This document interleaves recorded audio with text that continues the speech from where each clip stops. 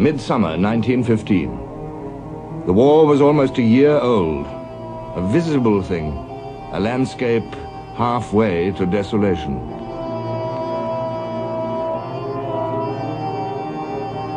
It stretched from the flats of Flanders, across the wide plains of northern France, to the mountains of the Vosges and the Swiss frontier. Then through Italy and across Serbia, along the edge of the Gallipoli Peninsula, and miles by hundreds of miles through the Russian steppes to the Baltic Sea. A vast circle of flame and hate.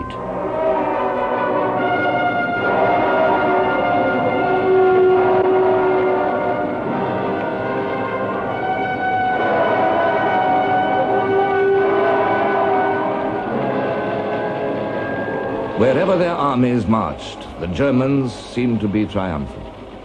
Together with the Austrians, they had summoned up pitiless energy to strike down their enemies in the east. The Battle of Golitsy Tarnów had begun in early May. On June the 3rd, the German and Austrian forces recaptured Przemysl. On the 22nd, they were back in Lemberg, fourth largest city of the Austro-Hungarian Empire, and scene of Russia's great victory in 1914. In 2 months, the combined German and Austrian armies had advanced 150 miles and had inflicted over 500,000 casualties on the Russians. It was a moment of triumph for the Central Powers.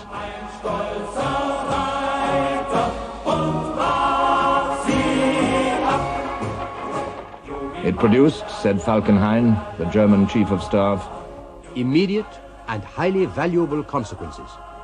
But enough had not yet been achieved. It was clear that any breaking off of the operations in the east was out of the question. The question was how to exploit the victory. And the answer was not hard to see. For now, the central Russian armies lay within a huge bulge around Warsaw. Falkenhayn planned to encircle them from south and north. The Russian soldiers fought with undiminished tenacity, and the bulk of them escaped the German pincers. It took the Germans 17 days to advance 25 miles to Lublin.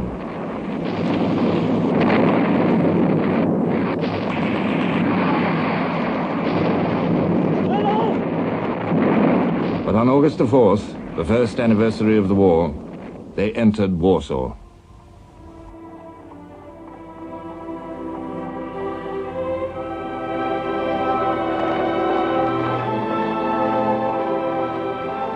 Russia's agony now began as the invaders swept forward. New hardships fell upon a population to whom hardship itself was nothing new. The self-control with which these poor people met their trouble made one's heart bleed. They had lost everything, but they never complained.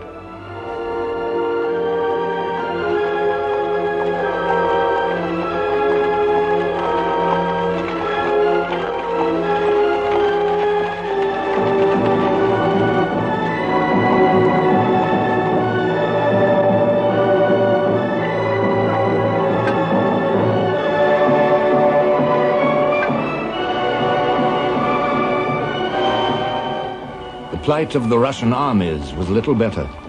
Their shortage of equipment had now reached the level of catastrophe. The Russian chief of staff told the French ambassador, "In several infantry regiments, at least 1/3 of the men had no rifle.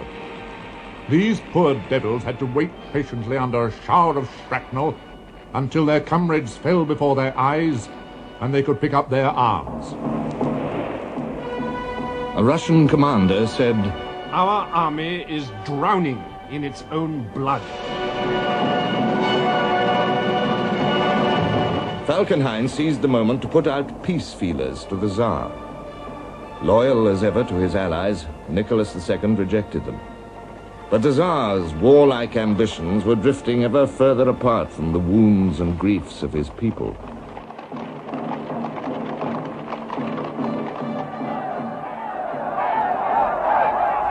The French ambassador reported, "Disorders in Moscow have been particularly serious. The agitation assumed such a scale that it had become necessary to suppress it by force.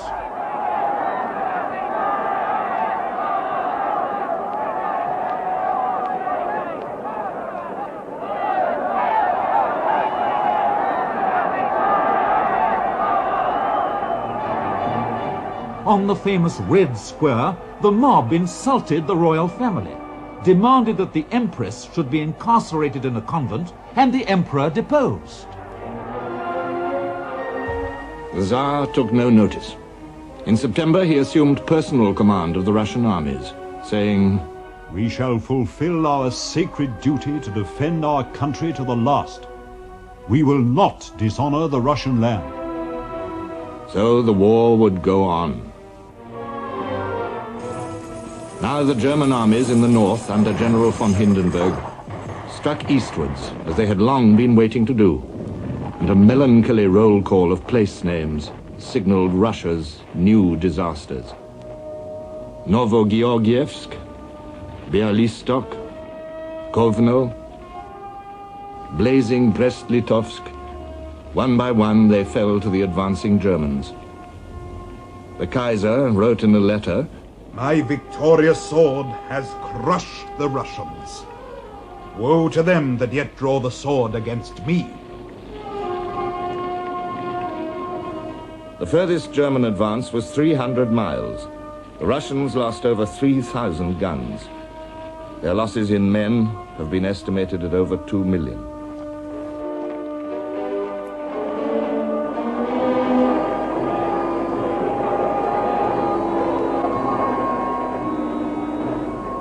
Even the inexhaustible manpower of the Russian Empire could not stand this rate of loss. Russia faced collapse, and one question echoed again and again in Russian minds. What are our allies doing? The Allies were doing their best, and they had received an important reinforcement. On May the 23rd, when the Battle of Gorlice Tarnów was 3 weeks old, Italy declared war on Austria. Italy went to war for territory to expand her frontiers. A secret treaty signed in London promised her the Trentino, the southern Tyrol, Istria, with the port of Trieste. The hope of liberating the large Italian populations under Austrian rule in these areas inspired and excited her.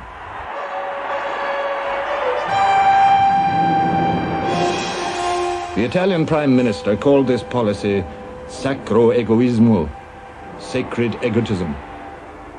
So war reached out to lay its hand upon fresh landscapes. Silent mountains rumbled with new thunders. The stammer of machine guns was heard among the glaciers. Blood poured out and froze upon the snow. This style of war was something different. In the high Alps, every movement cost a prodigious effort. But this was the war of big guns. The effort had to be made.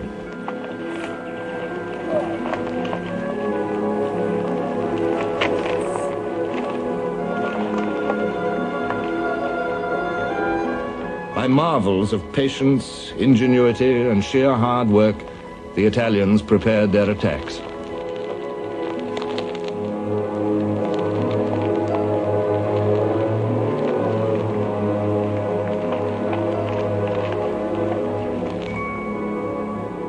The advantages were all with their enemies, in prepared positions along the heights.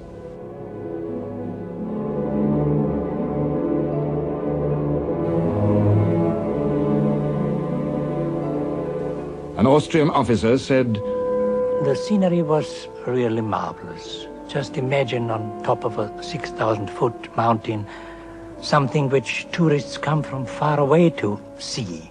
But from the military point of view, the position was marvelous. We saw everything that went on. We saw every step, every tree in front of us.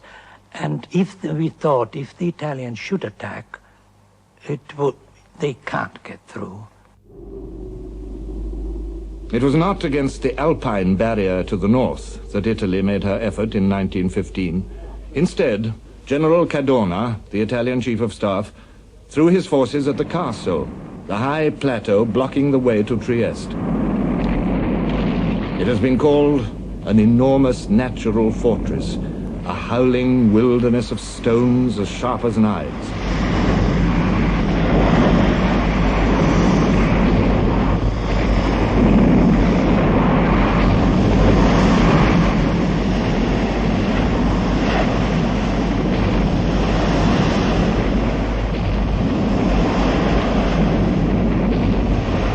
At the foot of the plateau ran the river Isonzo. 4 battles of the Isonzo were fought during the year. 4 times Cadorna sent his men over the river and up the gaunt, bare hillsides, where every shell burst flung out deadly fragments of stone as well as iron. The Austrians, heavily outnumbered, made full use of their advantages of ground. 2 battles fought in June, July, and August cost the Italians 60,000 men, and the map showed no change. 2 more battles in October, November, and December produced small dents in the Austrian line, but Italy lost another 117,000 men. Cadorna had stated his doctrine: "The Supreme Command desires that in all times and in all places an iron discipline should reign throughout the army." The iron discipline of war swiftly seized the Italian soldiers in a merciless grip, and their losses of 180,000 men had hardly advanced the Allied cause at all. In truth, the cause was not advancing. At the far end of the Mediterranean, on the Gallipoli Peninsula, the last British landing, the last big attempt to break through the Dardanelles Straits, came to nothing. The defeat at Suvla Bay in August spelt the defeat of the whole enterprise.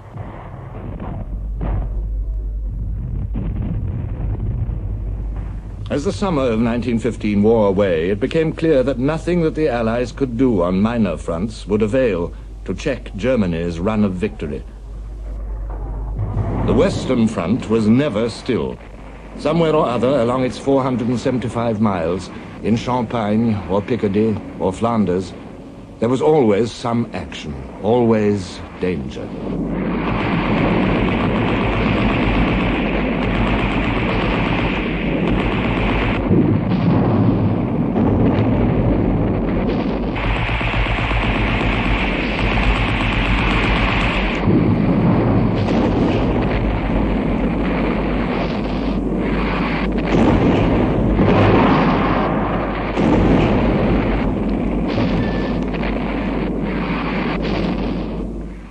But between battles, if you were lucky, if you were in a quiet sector, life might not be too bad.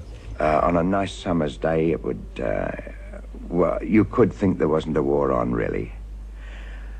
Looking through the periscope out to no man's land, you'd see the sandbags of the German front line, you'd see the grass and the flowers out of the front. The birds would start singing if the sun was up and a nice day. Early in the morning, you'd have the first planes coming over, and a general air of balminess and ease. Breakfast would come up if there was going to be any. You'd settle down to a day of laziness in the sun, if you could. The lads would sit along the far step and talk and sing. Coming towards the evening, they'd get sentimental, talking about their homes. And then there was old Cornet Joe over in the German front line, who used to blow his cornet and play to us the British songs. And he'd play a song and we'd shout over to him, "Damn good, Jerry. Give us another one, Joe." He'd ask us what we wanted, and we'd say, "Well, give us the old Bull and Bush." He'd play that, and we'd sing it. But during those summer months of 1915, you could forget that there was a war on. You really could. And it did happen sometimes. People would forget and get careless, and before you knew where you were, they'd have got a bullet through their head on the latrine or something like that. Snipers. Even during quiet periods when there was no battle in progress, the British were losing some 300 killed, wounded, and missing every day.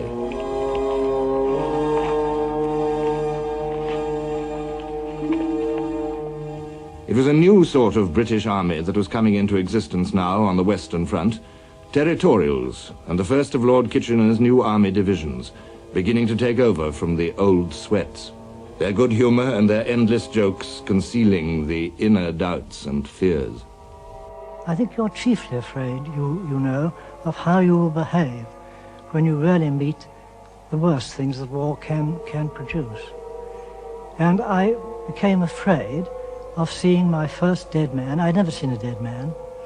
Well, now, I knew that there was an old stretch of German trench between our first and second line where there were a lot of German and Canadian corpses. And in order to find myself, I think, I decided one day I would go and have a look at this and see what I felt about it. And suddenly around a bend in the trench, I came to a great bay. It was full of dead Germans.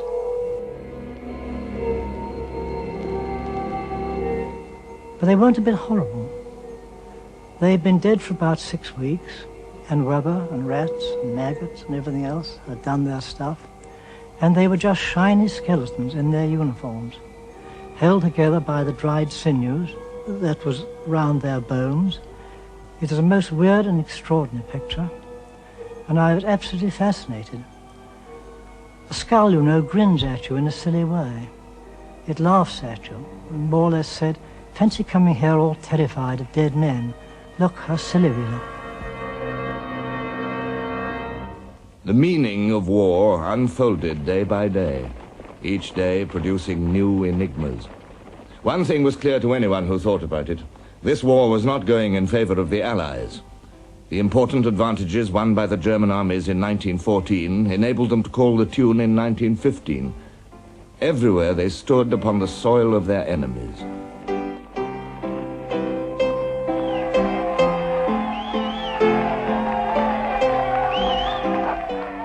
They could afford to sit tight.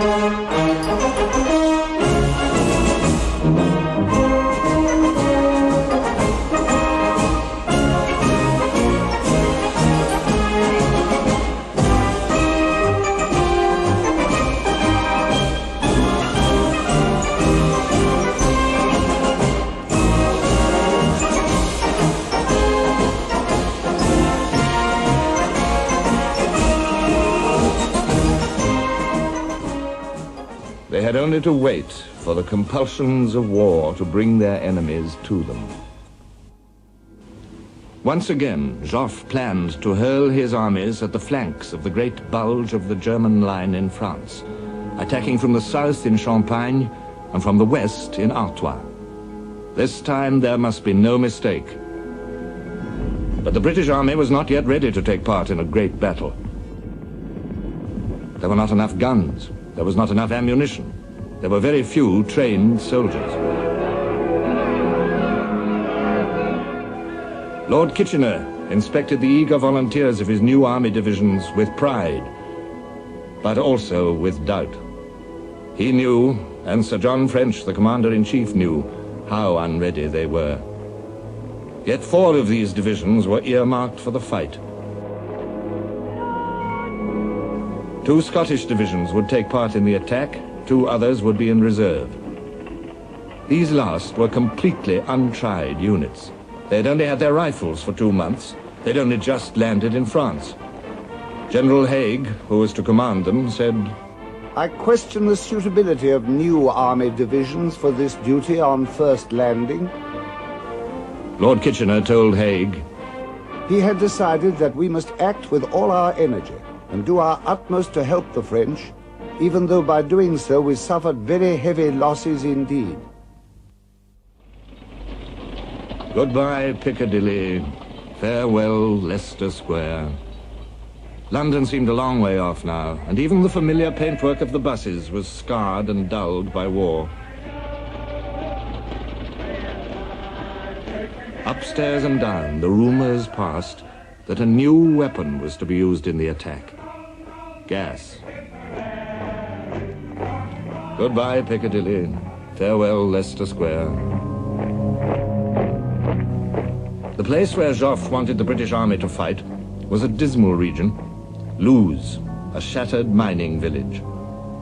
Slag heaps, derelict machinery, ruined cottages, the great twin pylons of what the army called Tower Bridge looming over all.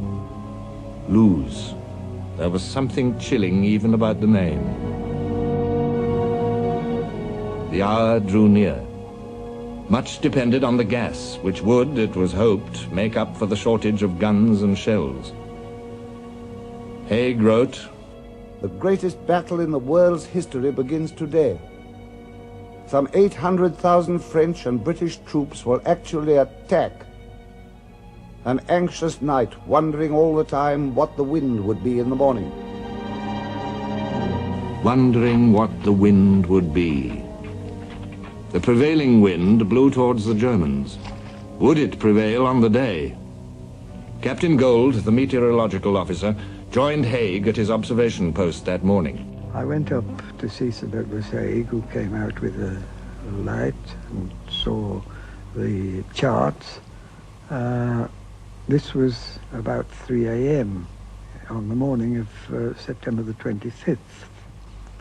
We looked at the charts, and I said the situation had changed as expected, but the wind had fallen lighter than had been expected. But it was still favourable.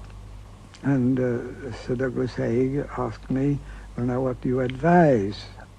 And I naturally demurred and said that I thought that my job was restricted to telling him what the conditions were expected. And he said, well, somebody's got to make the decision. And I said, well, in view of all the conditions, I think it should be as soon as possible. And so he then gave instructions for the attack to be just after 5 a.m.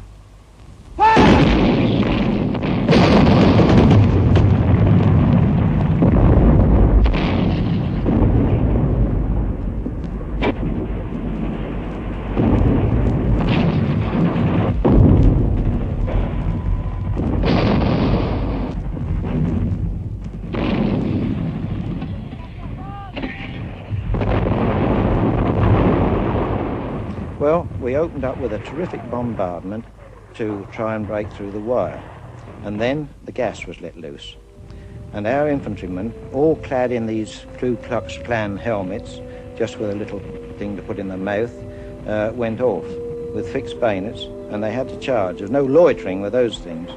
And what happened was that a lot of them thought that they were suffocating, and they pulled the helmets off. Unfortunately, just at that moment, the wind saw fit to change, not only change, but to start to blow back, and the gas came back on our infantry. Where this happened, the attack was checked at once. But elsewhere, Londoners and Scottish troops of the new armies stormed through the village of Luz as far as the German second line.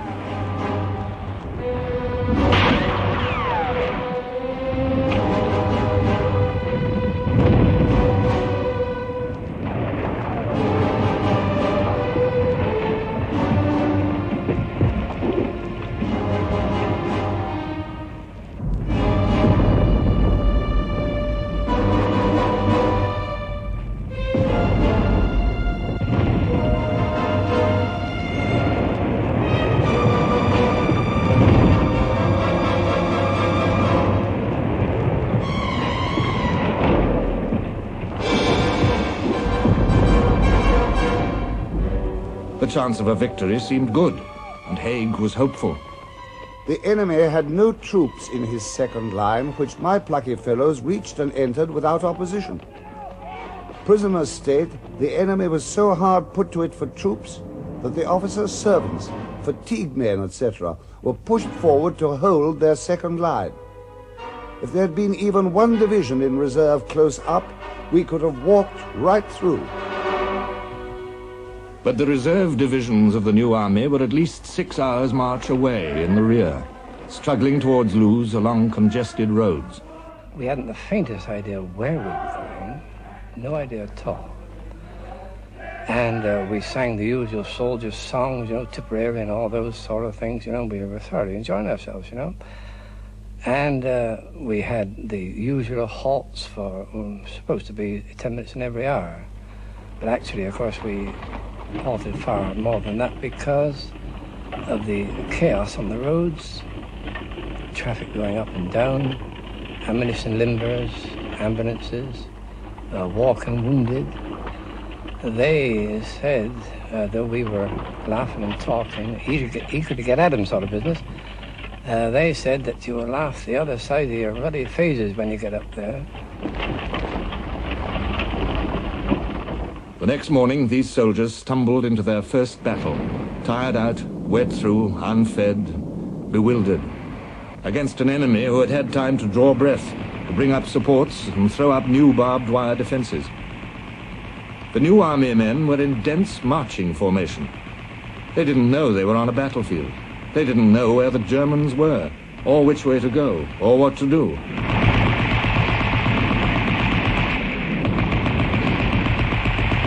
After a while, the exhausted, stunned regiments wavered, broke, and fled. If you can imagine a flock of sheep lying down, sleeping in a field, they were as thick as that.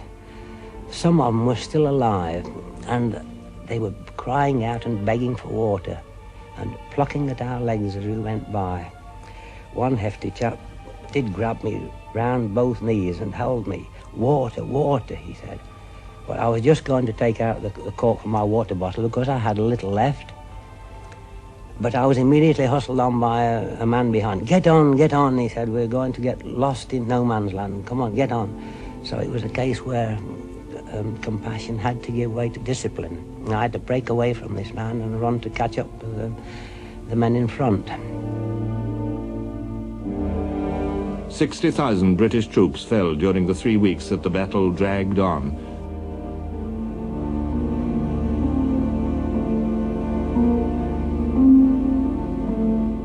The blame for this failure was laid at the door of Field Marshal Sir John French for keeping the reserve divisions too far back for too long. French was removed from his command, and in December his place was taken by General Sir Douglas Haig. This battle marked the end of a phase of Allied hopes, for neither in Artois, beside the British, nor in more distant Champagne had the French armies found their expected victory. Joffre's attack was the largest single effort of the French army since the opening months of the war. 18 divisions were assembled in Artois, 35 in Champagne, more than the whole BEF. The French were supremely confident. Joffre told his men, "You will carry all before you. In one bound, you will break through the enemy's defenses and reach his artillery. Give him neither rest nor pause until victory is gained. Forward with a good heart to free the soil of our fatherland, and in the name of justice and liberty."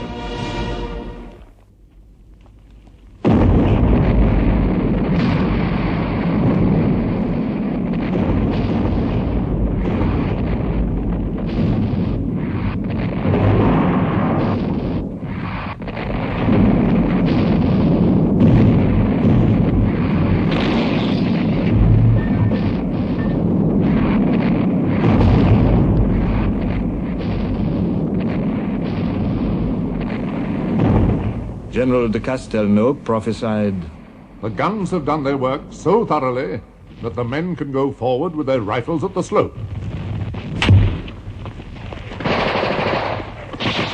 Through the drenching autumn rains, across the muddy wastes of no man's land, towards the waiting wire, stormed the French infantry.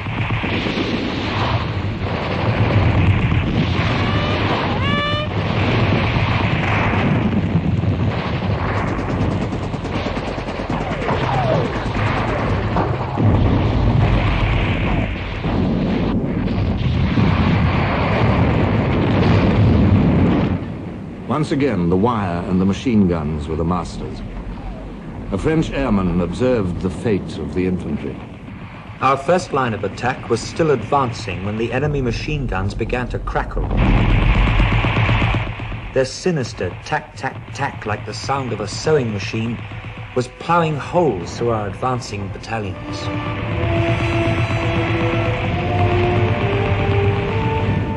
In Champagne, the deepest French advance was less than 2 miles. In Artois and Champagne together, the French lost nearly 200,000 men. General Joffre drew up a gloomy balance sheet.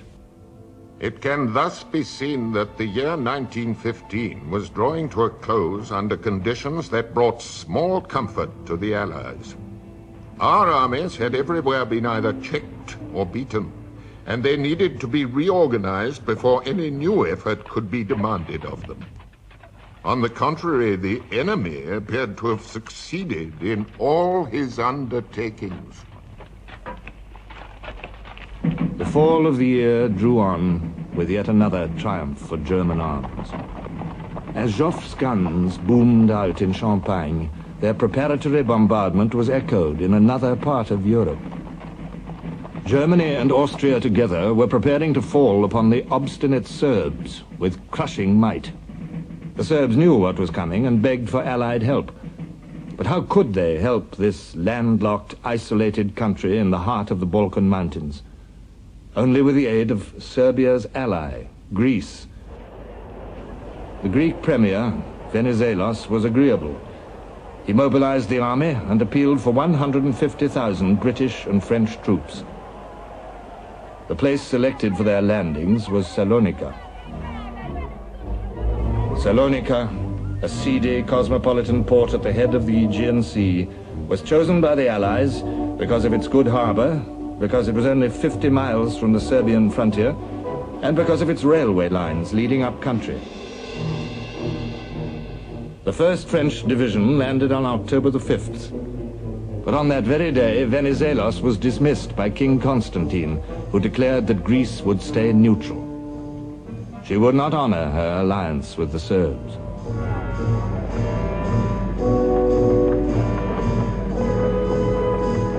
A British division, rushed from Gallipoli, followed the French.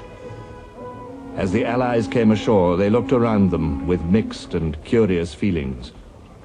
Their position was unenviable.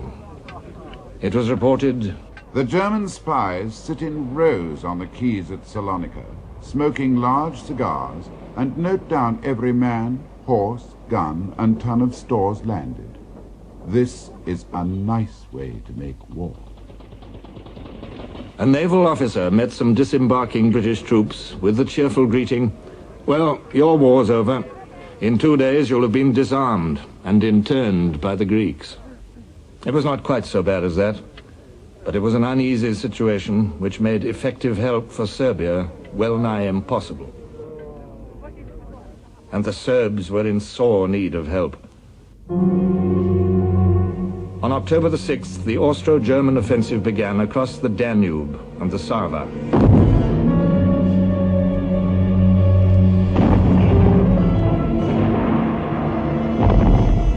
On October the 9th, they entered Belgrade, this time for good. 2 days later, without any declaration of war, the Bulgarians struck in at the flank of the Serbian armies from the east.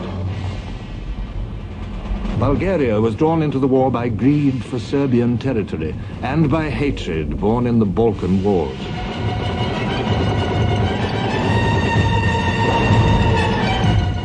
All the savagery of those bitter conflicts was revived as her army advanced. No quarter was asked and none was given to soldier or peasant alike in this savage conflict, fraught with tribal hate. The Serbs had no chance. Down towards the frontier of Albania, the remnants of a proud army trudged, out of the dust and mud of the central plain into the barren, rocky hills. An English naval officer from Belgrade watched their retreat. Here was no orderly march of troops. They crawled at snail's pace, staggering, bent to the ground, supporting themselves on sticks. Many were without cap or boots, and their clothes hung on them in rags. Some who were too weak to walk alone were helped along by friends. Many were dying of sheer hunger, exposure, fatigue, and the last stages of dysentery. Here and there was a huddled heap upon the ground, the body of some lad too weak to walk further, who'd turned aside to die. The haunting thing was that their faces were all exactly alike. Starvation had reduced them all to the same mask of pain. The Serbian retreat was more than the retreat of an army, it was the flight of a people.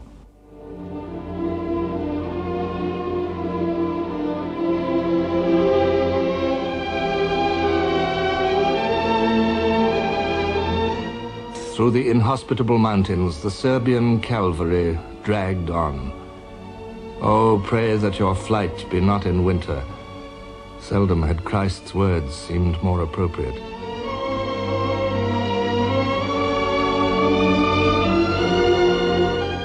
O people who bow down to see the miracle of Calvary, the bitter and the glorious, bow down and pray for us. Sue for them and all of us who the world over suffer thus, who have scarce time for prayer indeed, who only march and die and bleed. By the end of 1915, 1/6 of Serbia's entire population would be dead. 100,000 men out of 400,000 were all that remained of her army to reach the sea and safety. And all that their allies could do for them was to take them off and give them a haven on the Isle of Corfu. The fall of Serbia symbolized the wreck of a year in which much hope had died. It was clear to the Allies that the war would never be won this way.